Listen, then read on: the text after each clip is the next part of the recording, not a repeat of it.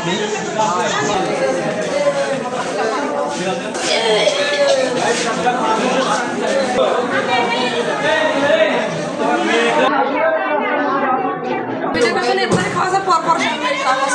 উত্তরপাড়া একটা পাপস মেলা আছে, সেই জায়গাটা কিছু ইফতারের আয়োজন করে। এখানে মহিলারা সেখানে অনেক অত্যাচার হয়, তাদেরকে 6টাতে ডিউটি করানোর রোজা রমজানের ভিতরে কিছু কিছু তারে কর্মচারী থাকে থাকুক, তাদেরকে 5টায় মনে করেন যে ছুটি দিয়ে দেয়। ঘটনা আছে তাদেরকে ইফতারি বিতরণ করে, যারা রোজাদার যারা রোজদার তাদেরকে ইফতারি সবাইকে ইফতারি দেয়, তাদের ভিতরে ইফতারি দিয়ে ইফতারের সাথে কিছু একটা মিশিয়ে তাদেরকে সবাইকে অসুস্থ করে দিয়েছে। আনুমানিক রুগী মনে করেন যে 20টা 25টা প্লাস, তার সাথে আরো লোকজন আছে 150-200 প্লাস লোকজন আছে।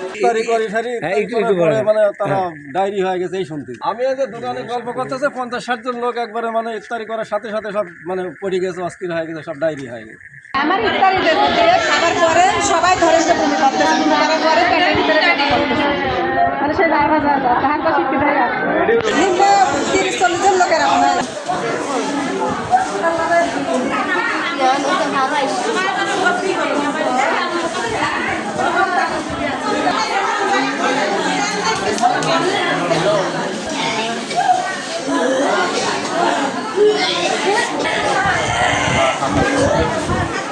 এই রোগীর সাথে